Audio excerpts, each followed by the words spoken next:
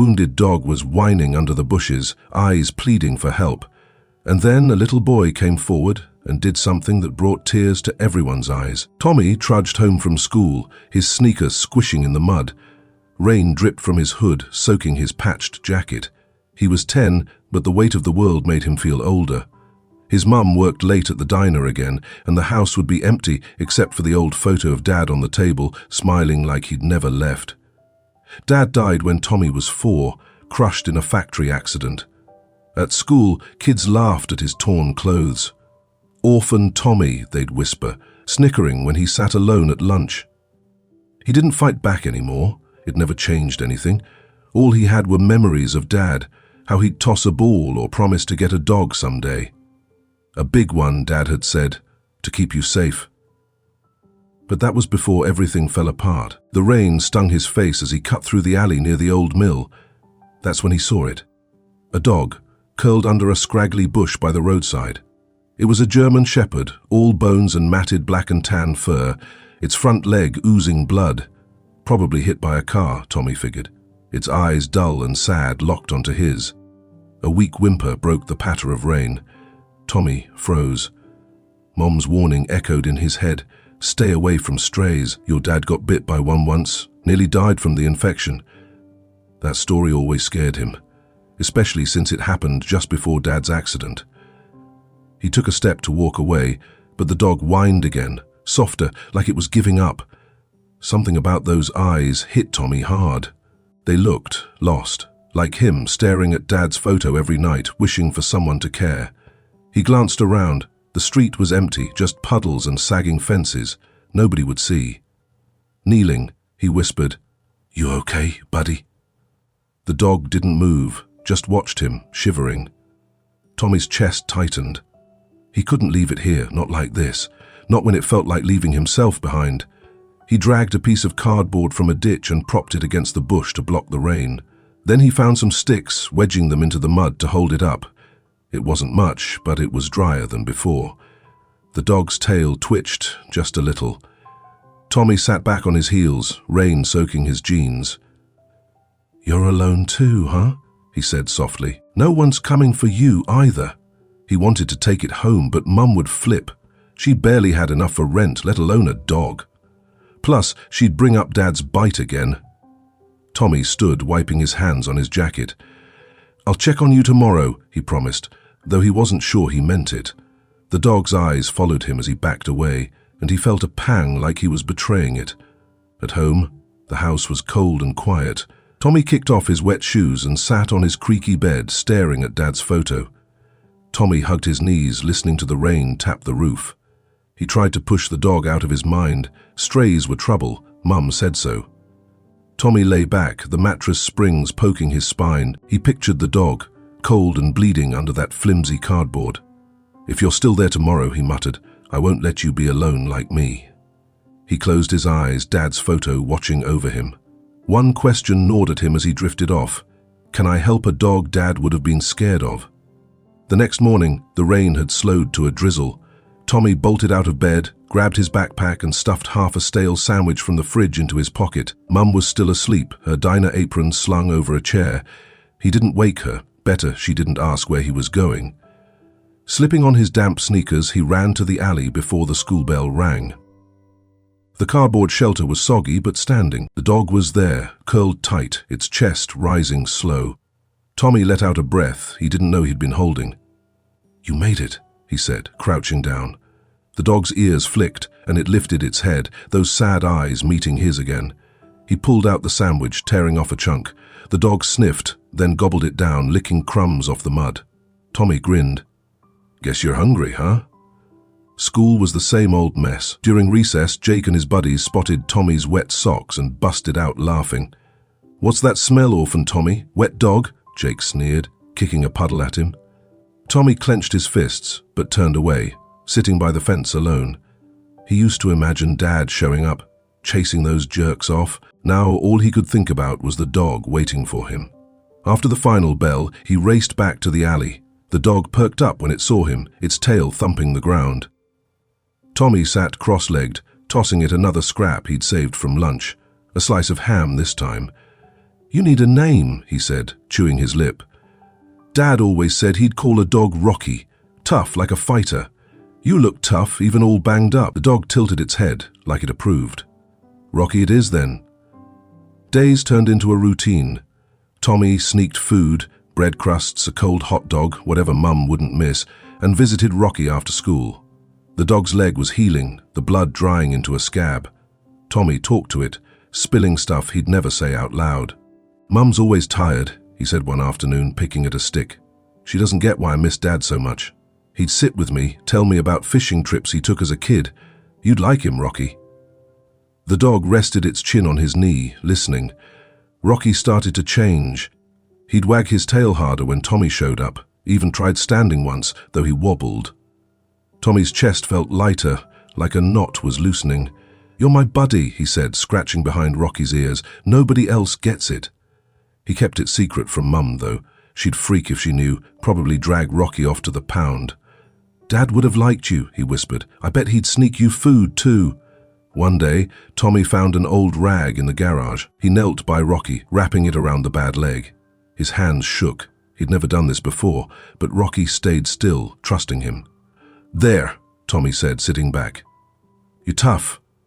Rocky licked his hand, and Tommy smiled, a real one, not the fake kind he wore at school. Back home, he'd still hear Jake's taunts in his head, but they stung less.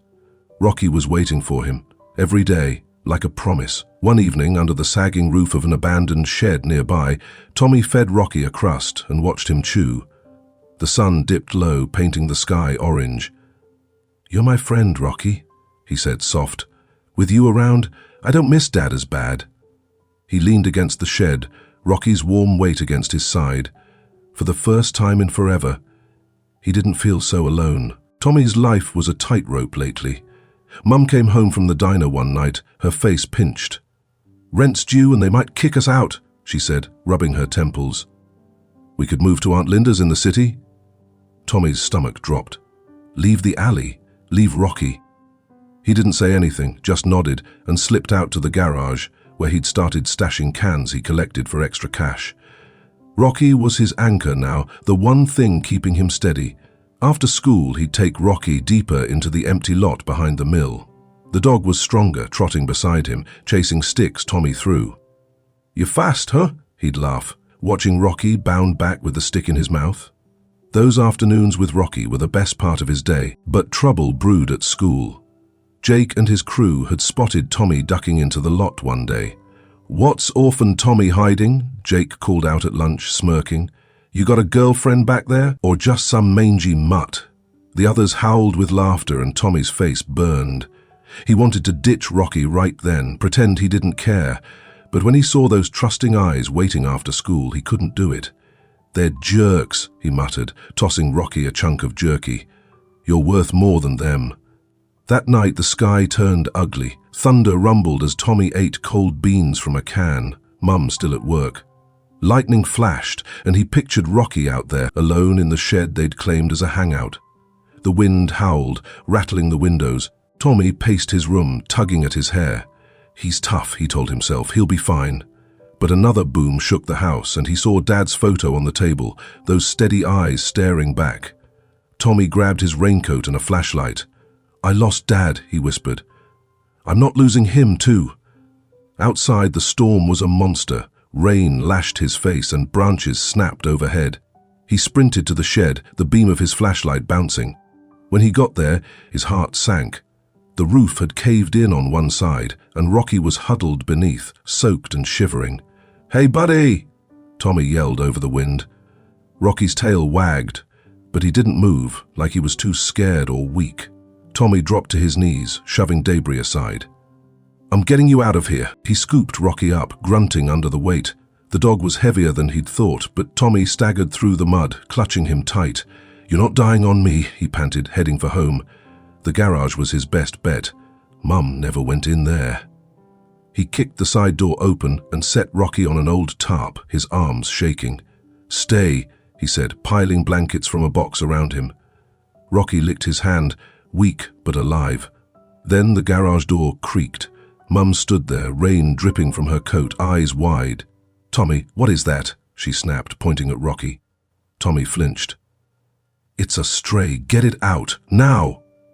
You know what happened to your dad with dogs? Her voice cracked and Tommy saw fear, not just anger. He stepped in front of Rocky, tears stinging his eyes. He's my friend, Mum. He's all I've got since Dad. His voice broke. He's not dangerous, look at him. Mum stared at Rocky, curled up and trembling, then at Tommy, his fists balled, tears mixing with rain on his face. She sighed, long and heavy. You're too much like your dad, you know that? Stubborn as hell. She rubbed her forehead. Fine, keep him, but he's your mess to clean up. She turned back to the house, muttering, Can't believe I'm doing this. Tommy sank beside Rocky, grabbing a rag to dry him off. The storm quieted outside, just a soft patter now. He leaned against the wall, Rocky's head in his lap. I saved you, he whispered, like Dad would have wanted. He closed his eyes, feeling lighter than he had in years. Somewhere he swore he felt Dad nodding. Rocky settled into the garage like he'd always belonged there. Tommy rigged up a bed from an old crate and some blankets, and Mum even tossed in a chipped bowl for water. Don't let him chew my shoes, she'd grumble, but Tommy caught her sneaking Rocky a scrap of bacon once. After school, he'd teach Rocky tricks. Sit, stay, fetch a beat-up tennis ball he'd found. You're a pro, Tommy said, laughing as Rocky dropped the ball at his feet. It felt like having a piece of Dad back, the way he'd always imagined a dog filling their little family. To help Mum with rent, Tommy started scrounging for cans and bottles around town. Rocky tagged along, sniffing at curbs and wagging his tail like it was a game. They'd wander past the rusted train tracks or down by the riverbank, where the water ran dark and fast after spring rains. We're a team, Tommy told him, pocketing a dented soda can. Rocky's steady presence made him feel taller, like Dad used to when they'd walk together. One evening, the sky was bruised purple, the air thick with leftover dampness.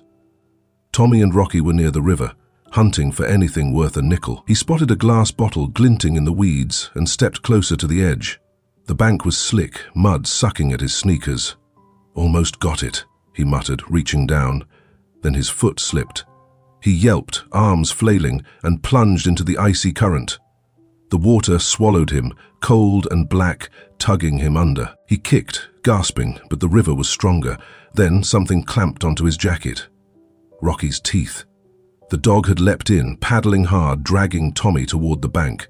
Hold on, Tommy sputtered, grabbing Rocky's scruff. They hit the muddy shore, but it crumbled under their weight, sending them tumbling back into the torrent. The world spun, trees, sky, water, until they slammed into a tangle of roots downstream, deep in the woods. Tommy coughed, spitting river muck. His ankle throbbed, twisted bad, and he couldn't stand. Rocky lay beside him, soaked and panting, but alive. You saved me, Tommy rasped, shivering. The forest loomed dark and silent, no houses, no lights. His heart pounded. I don't want to die out here, he whispered, thinking of Dad's accident. Gone in a blink. Rocky nudged him, warm against his side, and let out a low howl. It cut through the night, sharp and desperate. Who you calling? Tommy asked, voice shaky. Rocky howled again, louder, refusing to quit. Hours dragged. Tommy's teeth chattered, his ankles swelling under his sock. He clung to Rocky, whispering, Don't leave me, okay? The dog's eyes stayed on him, steady as Dad's used to be. Then, just as dawn grayed the sky, voices broke the stillness. Shouts, boots crunching leaves. A flashlight beam swept over them. Over here, a man yelled. It was Mr. Hensley, the hardware store owner, leading a search party. That howling woke my wife, he said, kneeling. This dog's a hero, kid. They hoisted Tommy onto a stretcher, wrapping him in a blanket.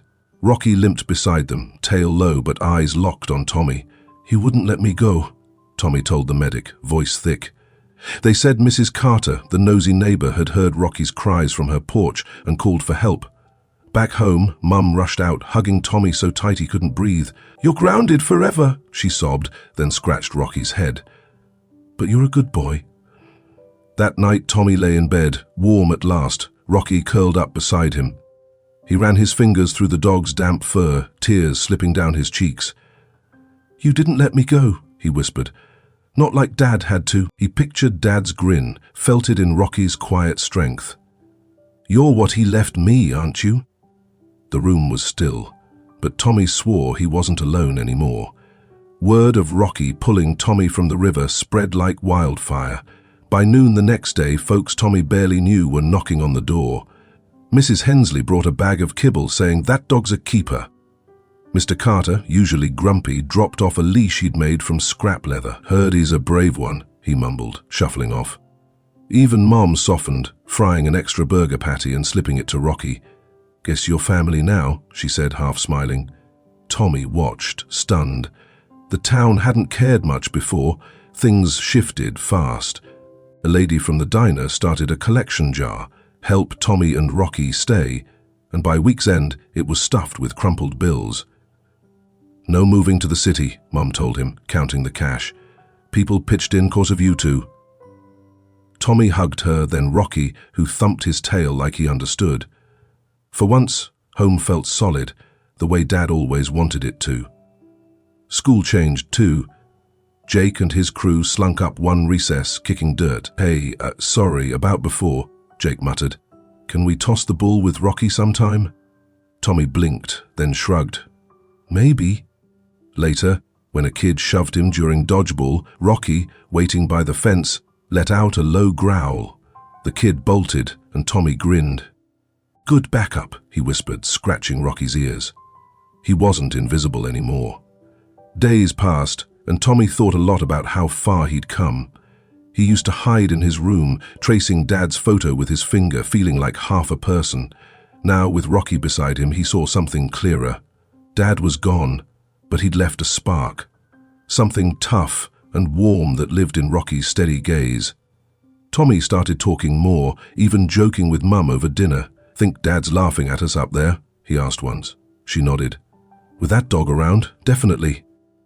One quiet afternoon, Tommy sat on the garage steps, the sun sinking low, painting everything gold. Rocky flopped beside him, head on his knee. Tommy ran his hand along the dog's back, thinking about that first day. The skinny stray, the muddy alley, the hole Dad's death had carved out. "You showed up right when I needed you," he said, soft. "Dad knew I couldn't do it alone, huh?"